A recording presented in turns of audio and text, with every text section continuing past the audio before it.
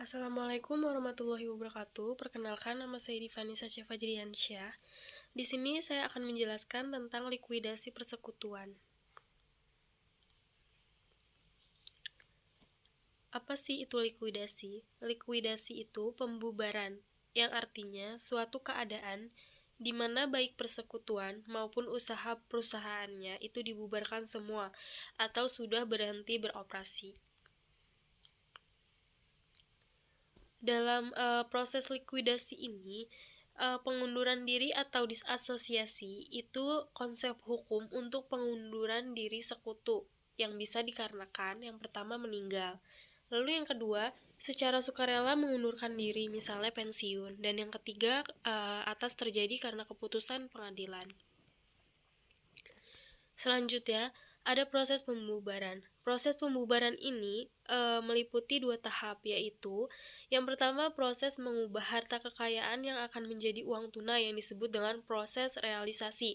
Jadi sebelum kita melakukan likuidasi, itu kita harus mengecek dulu harta yang akan bisa dijual untuk dibagikan kepada sekutu atau untuk membayar semua tanggungan yang harus dibayar oleh si perusahaan itu. Lalu yang kedua, proses pembayaran kembali utang-utang kepada kreditur dan pembayaran kembali sisa modal kepada para anggota yang disebut dengan proses likuidasi. Prosedur likuidasi ini, yang pertama ada penutupan seluruh laporan keuangan dengan telah melakukan perhitungan dan pembagian sisa laba saat likuidasi. Ini disesuaikan dengan rasio pembagian laba yang telah disepakati. Jadi, biasanya para sekutu ini sudah sepakat di perjanjian kerjasama di awal, dia dapat persentase laba berapa-berapanya. Maka setelah kewajiban yang harus dibayarkan kepada pihak ketiga, biasanya hasilnya itu akan dibagikan sesuai laba yang dia tanam sejak awal. Lalu yang kedua, penjualan seluruh aset. Penjualan seluruh aset ini, jika penjualan rugi, maka akan mengurangi modal, dan sebaliknya jika penjualannya untung atau laba, maka akan menambah modal. Lalu yang ketiga, melakukan pelunasan atas seluruh hutang persekutuan dengan urutan. Yang pertama, pelunasan kita harus bayar dulu kepada pihak ketiga.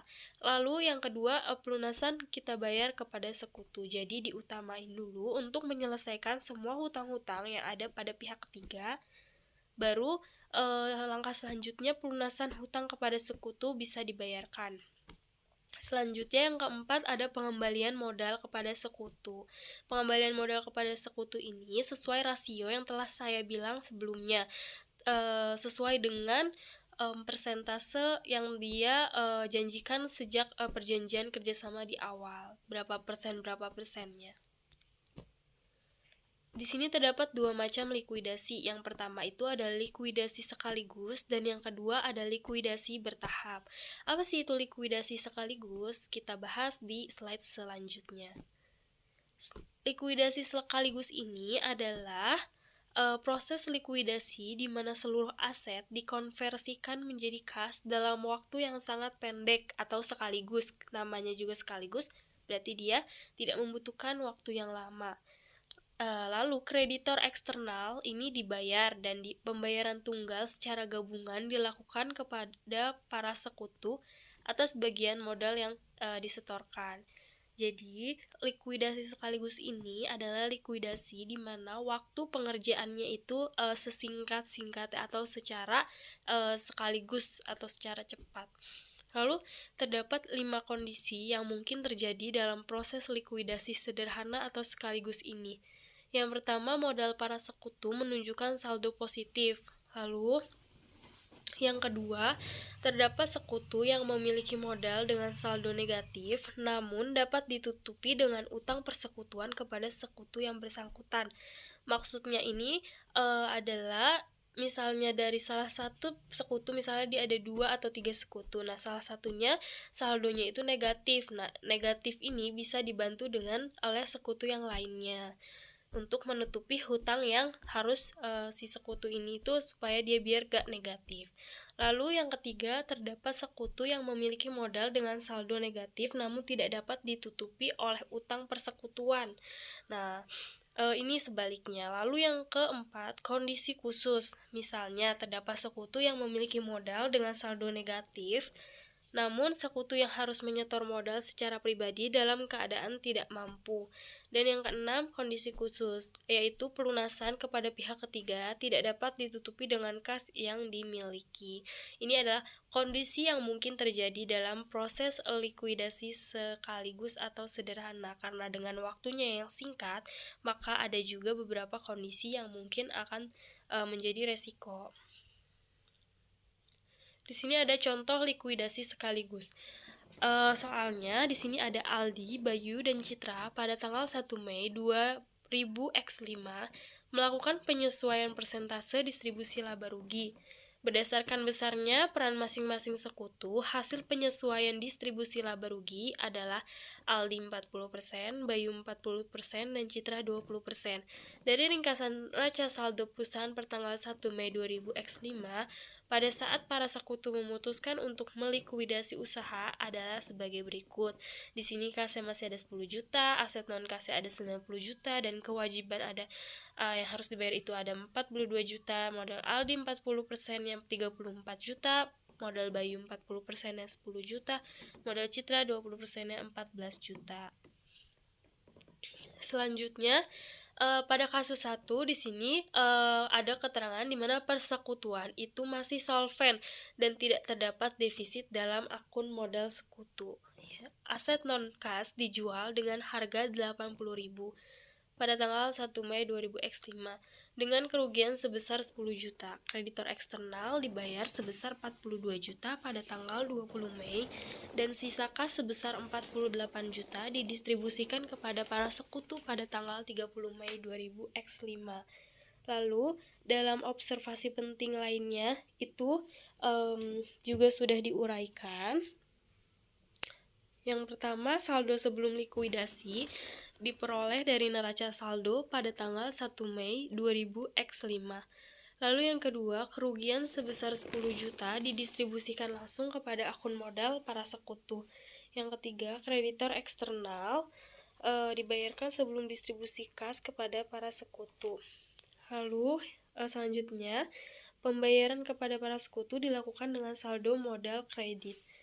Setelah itu, saldo pasca likuidasi sebesar 0, yang menandakan bahwa seluruh akun telah ditutup dan persekutuan benar-benar telah dilikuidasi dan dihentikan sepenuhnya. Di sini terdapat neraca.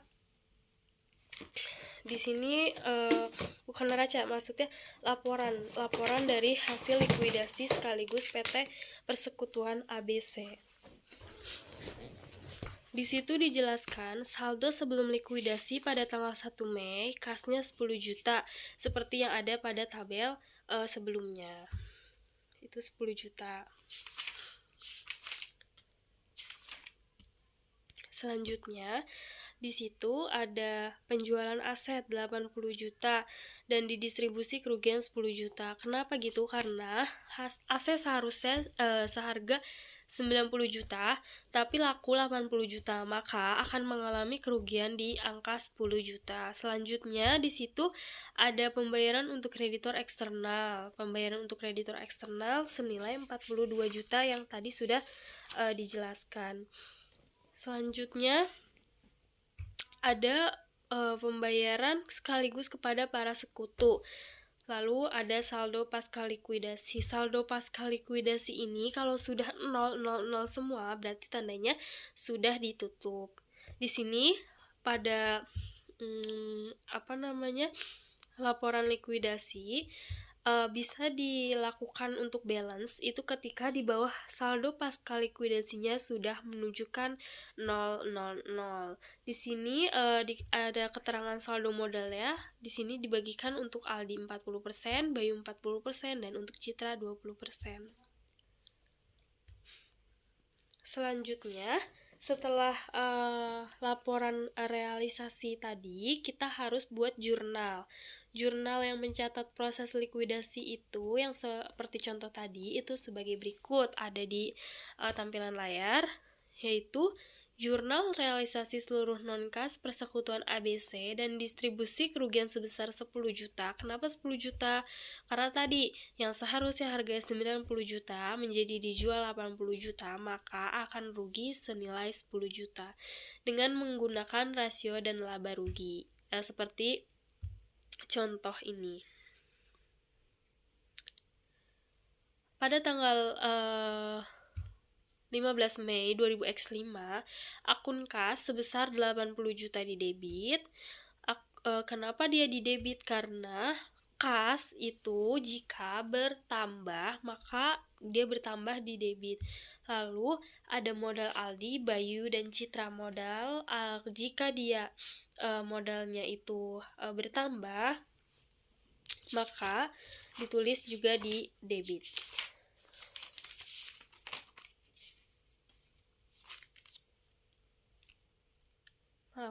Modal berkurang, bukan bertambah ya, itu ada di debit. Selanjutnya di situ ada aset non-kas. Aset non-kas itu jika dia berkurang, maka dia ada di kredit.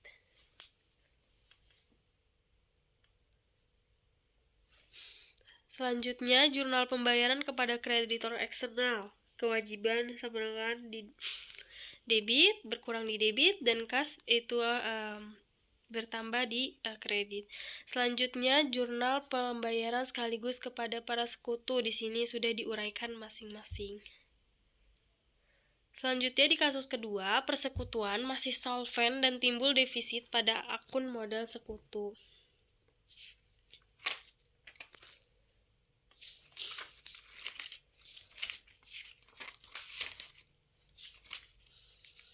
Di sini, arti kata solvent yaitu adalah kemampuan persekutuan untuk membayar kewajiban. Dia mampu atau tidak, itu dinamakan solvent. Defisit tersebut dapat dihilangkan melalui salah satu dari dua cara, yaitu yang pertama, para sekutu menginvestasikan kas atau aset lain untuk mengeliminasikan defisit modal. Lalu yang kedua, defisit modal sekutu didistribusikan kepada sekutu yang lain berdasarkan rasio pembagian laba dan rugi yang terjadi. Di sini, yang pertama ada laporan keuangan pribadi ketiga sekutu, yaitu Aldi, Bayu, dan Citra. Aset pribadinya sebesar 150 juta pada Aldi, Bayu 12 juta, dan Citra 42 juta. Lalu, di sini yang kedua ada aset non-kas persekutuan dijual seharga 35 juta pada tanggal 15 Mei 2000X5 dan kerugian sebesar 55 juta dialokasikan kepada akun modal para sekutu, kreditor eksternal dibayar sebesar 42 juta pada tanggal 20 Mei 2000X5. Oleh karena Bayu secara pribadi tidak solvent atau tidak mampu untuk membayar kewajiban, maka defisit modal Bayu sebesar 12 juta dialokasikan kepada sekutu lainnya. Ini maksudnya akan dibayarkan oleh sekutu lainnya terlebih dahulu. Lalu sisa kas sebesar 4 juta didistribusikan kepada para sekutu sebagai pembayaran sekaligus pada tanggal 30 Mei 2000X5. Lalu di sini udah ada pengamatan dari ilustrasi yang sudah dijelaskan sebelumnya, yaitu yang pertama, kerugian sebesar 55 juta dari realisasi aset non-kas dialokasikan menurut rasio pembagian laba rugi pada sekutu, yaitu 40% untuk Aldi, 40% untuk Bayu, dan 20% untuk Citra. Bagian Bayu atas kerugian penghapusan aset ini sebesar 22 juta. Yang menimbulkan defisit pada akun modal sebesar 12 juta tadi karena dia solvent. Bayu secara pribadi tidak solvent dan tidak mampu untuk melakukan investasi tambahan untuk penghapusan defisit modal. Lalu yang kedua, kreditor eksternal dibayar sebelum dilakukan distribusi kepada para sekutu. Yang ketiga, defisit Bayu sebesar 12 juta didistribusikan kepada Aldi, Citra menurut rasio laba rugi yang berlaku. Aldi menanggung 2/3 yaitu 40/60. Kenapa 40/60? Karena 40 dari laba yang diperoleh oleh Aldi, 60 itu adalah pertambahan antara Citra dan Bayu. Dan defisit Bayu dan Citra menanggung sebesar 1/3 20/60. Lalu yang keempat, di sini distribusi atas defisit Bayu menimbulkan defisit dalam akun modal Citra. Citra harus memberikan kontribusi 1 juta untuk menutup defisit modalnya. Berarti di sini Citra membantu untuk mengeluarkan dana lagi sebesar 1 juta untuk menutupi defisit dari Bayu. Selanjutnya, pembayaran sekaligus dilakukan kepada Aldi sebesar 4 juta kredit modal. Lalu yang keenam, saldo pasca likuidasi seluruhnya adalah 0 yang menunjukkan bahwa seluruh akun telah ditutup. Dan persekutuan secara penuh telah dilikuidasi dan dihentikan. Kuncinya di sini. Jadi kalau di saldo likuidasi sudah menunjukkan angka 0, maka disitulah sudah balance. Lalu di sini ada laporan likuidasi dan realisasi persekutuan sekaligus. Bisa dilihat.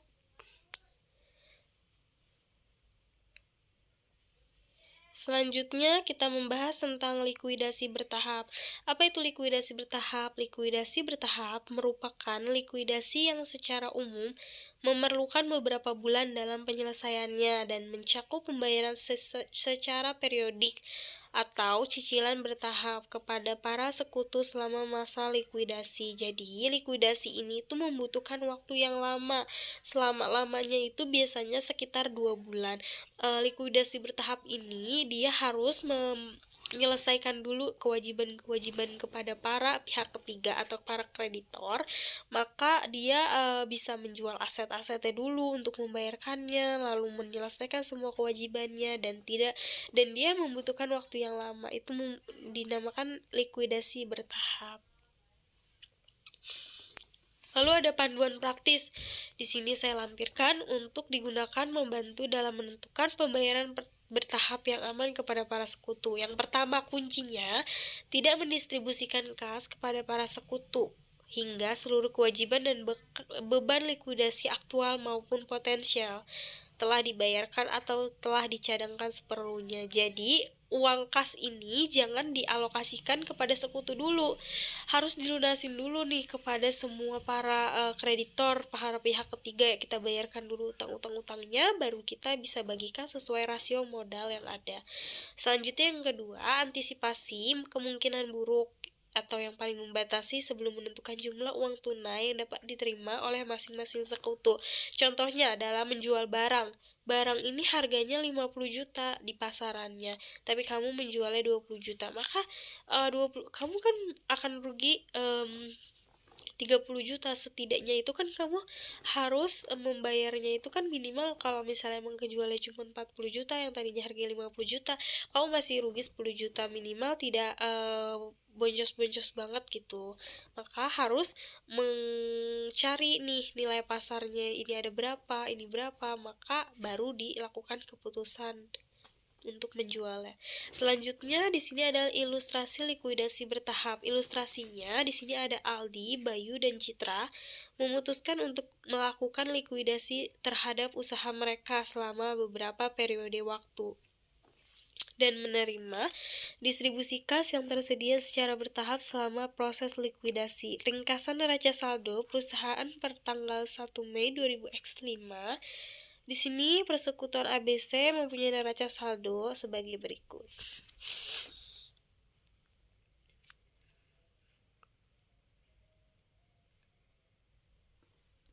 Yang pertama, laporan keuangan pribadi ketiga sekutu tersebut pada tanggal 1 Mei 2000X5 adalah sebagai berikut. Aset pribadi Aldi 150 juta, Bayu 12 juta, dan Citra 42 juta. Kewajiban pribadi yang harus dibayarkan, Aldi 86 juta, Bayu 16 juta, dan Citra 14 juta. Lalu kekayaan defisit bersihnya, Aldi masih mempunyai 64 juta, Citra masih mempunyai 28 juta, dan Bayu masih defisit 4 juta. Di sini Bayu secara pribadi ini tidak mampu membayar kewajiban-kewajiban atas dirinya. Lalu aset non kas persekutuan dijual itu dalam nilainya itu dari nilai bukunya itu terlampir, ada nilai wajar juga, dan ada kerugiannya. Lalu yang ketiga, kreditor eksternal dibayar sebesar 42 juta pada tanggal 20 Mei.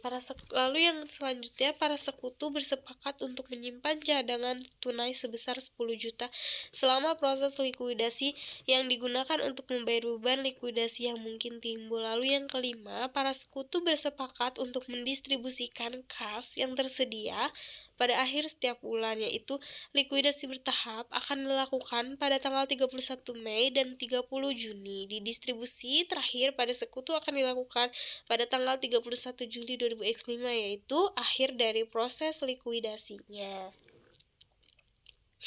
Di sini ada uraian transaksi selama bulan Mei, bulan Juni, bulan Julinya. Lalu seperti yang tadi likuidasi sekaligus itu sudah dibuat tabel, lalu ini juga sama untuk tabel likuidasi bertahap.